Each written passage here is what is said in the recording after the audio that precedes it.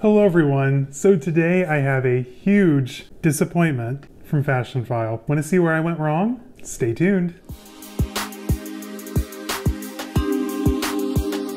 Hello everyone, welcome. If you're new to my channel, my name is Caleb, and on here you're going to find a lot of things like luxury shopping, reveals, unboxings, luxury travel, daily vlogs. So if you're into that sort of thing, much like I am, make sure to hit the subscribe button down below and give this video a thumbs up and turn on the bell icon so that way you're notified when I post new content every Wednesday and Sunday at 10 a.m. Central Time. Now, you all know how much I love Balenciaga. I mean, hello. There's countless videos on my channel surrounding Balenciaga. This was supposed to be the 11th Balenciaga bag in my collection. Also in my designer bag collection, the 32nd bag. And then I had the 33rd ordered for my 33rd birthday on the 30th. Now that plan is just shot. I was on Fashionphile, as I am several times every day. Really dangerous for me. I came across the Midday. It's a gorgeous bag. However, I won't be keeping it. Let's find out why.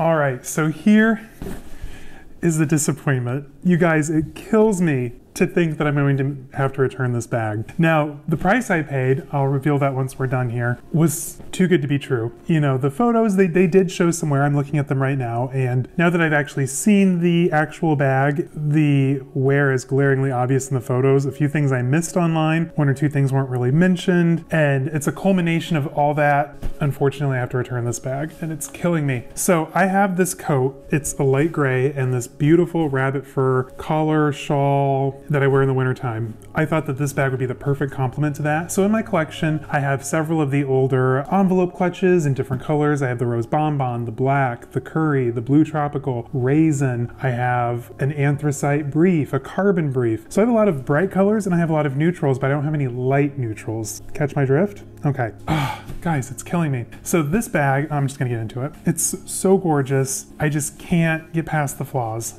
even though I paid so little, which is blowing my mind. Maybe I should just keep, no, I can't. Oh, but it's so cute. Okay, so here it is. Oh, the Midday from 2008 in the color Sahara with giant 21 silver hardware.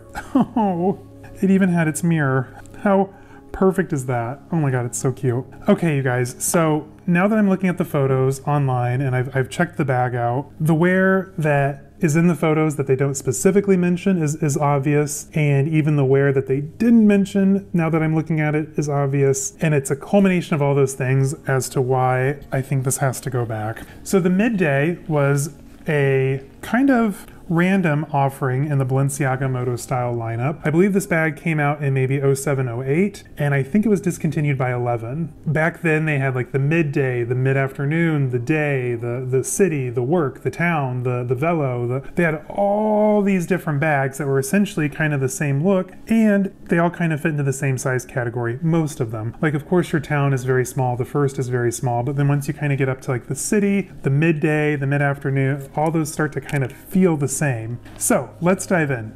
There is this wear pattern here. In the photos it wasn't as pronounced. And again, that could be my laptop, that could be their photos, I don't know. In the photos though, this does look a lot worse here.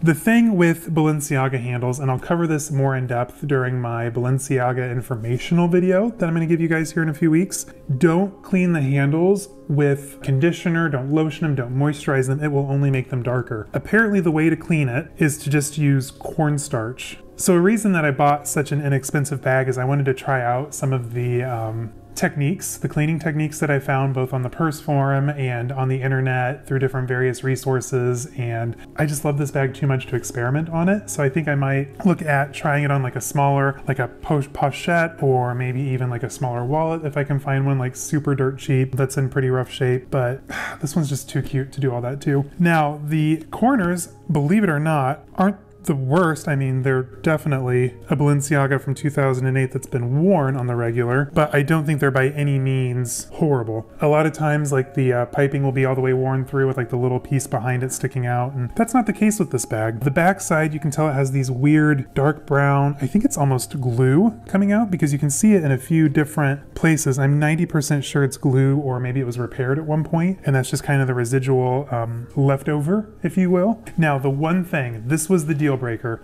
So, I mean, yes, I can get over the pin mark. Yes, there's a fairly deep scratch that they did not mention in the description. The leather's a little dry overall. I think that's kind of why you get some of this weird bunching up back here on the sides. But the one deal breaker when it comes to Balenciaga bags for me are the handles. Yes, I can handle the darker handles. In fact, if you're going to collect the lighter colors, darker handles is just something you're gonna have to get used to unless you can find an absolute perfect bag or you get it repainted, which we're gonna touch on here in a minute. But my absolute deal breaker, and they kind of covered this up in the photos, so I'm a little annoyed. At some point, either the interior part of the handle breaks down or the actual like firm part that makes it a handle moves, and then it gets this weird, can you guys see that?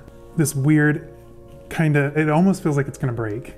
Even at what I paid, I just don't wanna risk this handle breaking on me. Okay, yeah, now that I'm seeing it, that dark brown smearing is definitely glue coming through. Yeah, it's like a weird brown glue and it's on all 4 handles. Yeah, this has to go back. That breaks my heart. Now, let's take all the stuffing out and see what it looks like on the inside. And through the magic of television, look at that. I love that they just puddle. Let's get down to the details. The midday measures, it's a pretty hefty size bag, 15.5 inches in width. It's 11.5 inches tall and 5.5 inches in depth. So that's pretty generous. Given all that I carry, am I ever gonna fill this up? Absolutely not. I would have to maybe use this as a weekender. Ooh. It's just such a cute style. I can't not have it in my collection. So I will buy another one to replace this. The interior, like most Balenciagas of the time period, it's just a black hole with a zipper pocket here behind the Balenciaga Paris tag. They're all made in Italy. So the total that I paid for this bag was only $200. Yes, I mean, it looks it, not gonna lie. Gosh, it's just so heartbreaking that it's that bad in person. A lot of times, I think Fashionphile listings, they're like, you know, oh, it's in good condition or it's in fair and it's actually pretty great. This was not one of those times. Like they meant what they said and it was even a little worse than what they said. So you win some, you lose some, and this was definitely a loss. So with all bags of this era, you do have the Balenciaga mirror in the same leather. And I know I've told you guys before, but this is how you find out what the true color of the bag is. So as you can tell, mine's a little bit dirty and a little bit faded, but this color on the inside of the pocket is generally what color your bag is supposed to be. So it's a little bit more grayer, or it used to be anyway. This bag is stunning. I mean, not this one in particular, it's a little sad. He's really cute though. I kind of like how distressed he is, but it's just a little too rough to be in my collection. Yes, I know last week I showed off my new to me Fendi that was only $345, link in the description, and that was fairly rough, but I think I want to concentrate on quality and not quantity in my collection, so this one's gonna have to go back. Now, the disappointing thing, I was going to do a whole video on the exchange process through Fashionphile. They currently have 3 other middays. There's one, I believe, in praline, there's one in black, and then there's one in marine. They all have the giant silver hardware. The praline is way out of the question. It's $345. Looks worse than this one, if that's possible. The black, I thought I was going to trade in for. That one is only $400, but I was reading the description, and it looked a little off. It just looked flat. It didn't have this like Balenciaga luster. And then I noticed in the description that they did mention that it had been repainted or dyed. So I don't want to mess around with that one. And this is the kicker. So I was eyeing the marine, and they have a midday marine, gorgeous condition, giant silver hardware.